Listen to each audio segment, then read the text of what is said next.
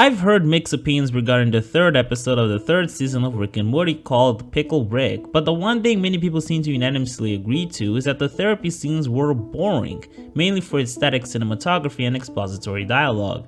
These two criticisms were ones I could never really agree to, but they're much more reasonable compared to other criticisms I've heard, and I think are worth discussing, especially because it gives me the opportunity to talk about a certain sentence I've been hearing for pretty much my entire life since I've been active in film criticism, which is show don't tell.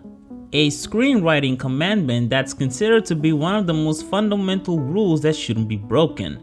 Now, although I don't believe in objectively good art, I think it's important for screenwriting rules to exist, not to strictly be followed because I'm against that, but to serve as good guides for orienting writers that are still developing their skills, and having these set of rules can help them get an idea of how audiences usually react when you construct your story in a certain way or another. And this of course includes show don't tell, even though this is a rule that means jack shit to me. I could never really empathize with how people are so clingy with this rule. I remember one scene in Bakugan where Skyris pretty blatantly described the entire mindset Shun was in during a battle with some fuck off kid, and when I saw that scene, my immediate reaction was that the dialogue writing was too expository, but then I started questioning to myself why I wasn't in any way bothered by it, even though, technically speaking, they were not being subtle enough.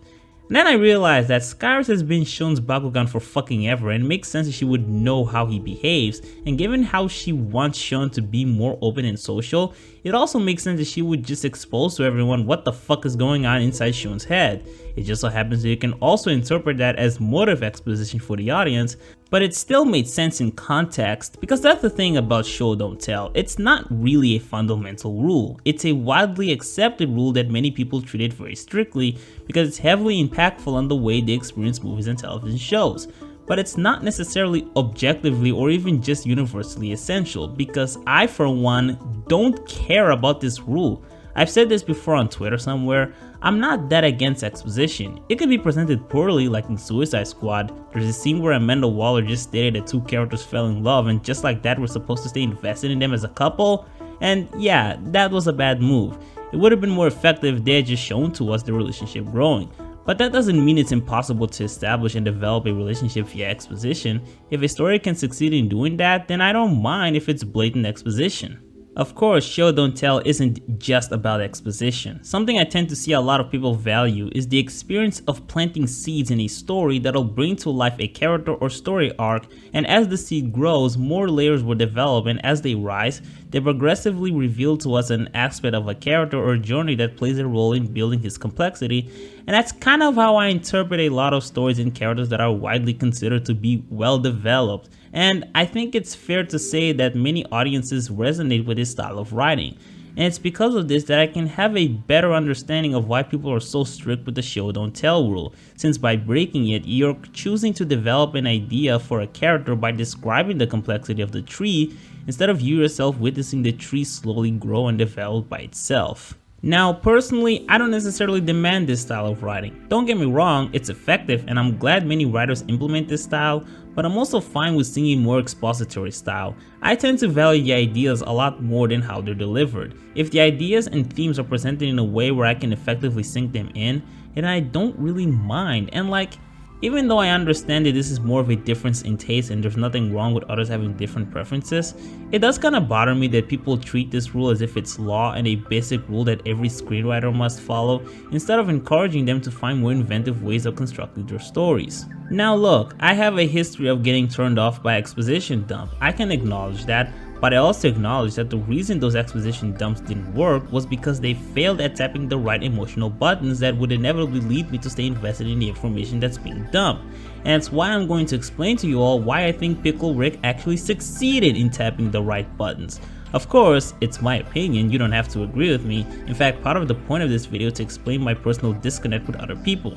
I'm just trying to explain how someone who isn't much of a show don't tell type of guy can look at a story that breaks this rule and still enjoy it. Now, I've never been much of a fan of Jerry and Beth, but it was never because of them individually. It was entirely because they are incredibly insufferable to watch as a couple, which is why when the first episode of season 3 premiered and they broke up, I was excited to see how these characters play out when looking at them individually. For me, what I've always found to be the most fascinating thing about Beth is her high amounts of tolerance for Rick's actions, and very clear Stockholm Syndrome, and I appreciated the fact that this episode brought this up. It wasn't the only one that did it, but usually this was brought up during arguments with Jerry and was mostly because he was against something Rick was doing. But this time, there was nothing really on the line that forced this discussion. It was just the episode sitting down and talking about this issue. Speaking of sitting down, a lot of people hated the fact that the therapy scenes were incredibly dull, especially when compared to the side plot with Pickle Rick, and I kind of agree but also kind of don't.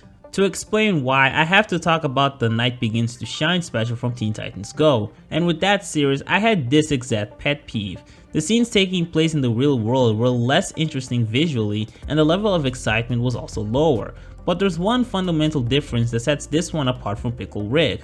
What was happening in the Night Begins to Shine dimension had just as much narrative relevancy as the events in the main dimension. In Pickle Rick, as much as I enjoyed the plot with Rick and I thought it was fun as fuck, it was not that narratively crucial. It was a simple but fun little side plot, while the therapy scenes were in fact more relevant because it was tackling an issue that's been prevalent since the beginning of the series.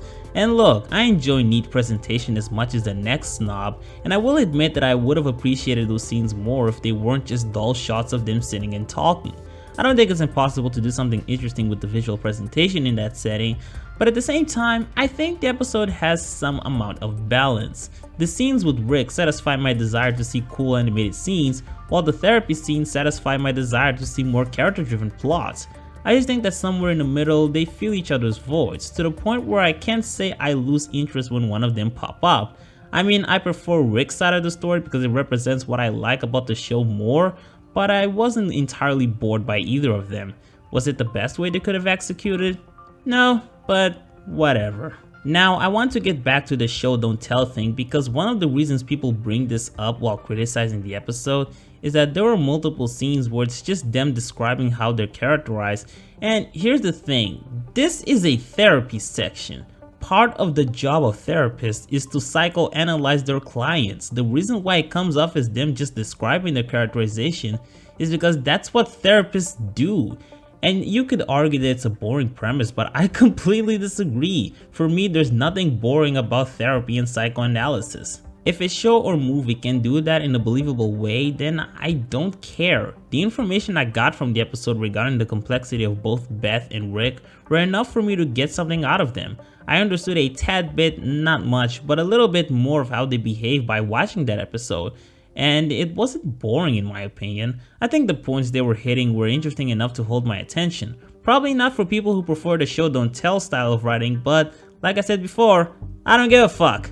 And I really want to fixate on one of the last few sections with Rick because what happened there was quite a rarity. It's not uncommon for Rick to spit out his cynical and narcissistic worldviews, and despite the fact that typically Morty would act as a moral compass and challenge him, Rick was never really proven wrong. In this episode, when Rick was being Rick, acting condescendingly towards the therapist and lecturing us on his worldviews like he usually does, the therapist counter-argued him by psychoanalyzing him and asserting intellectual dominance, which was honestly more badass than any of the action scenes. Rick was so owned that he resorted to petty insults when they were driving back home, and both Beth and Rick's egos were so challenged that they bonded by making fun of her.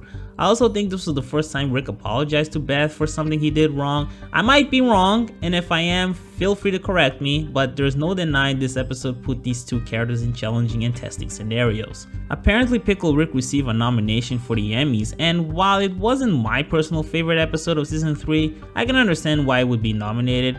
Granted, I think the popularity played a huge role, but I wouldn't be offended if it won. It was a pretty good episode. Then again, I don't care about award shows, so even if I hated it, I still wouldn't care. Although the DVD cover for season 3 sucks ass. Change it.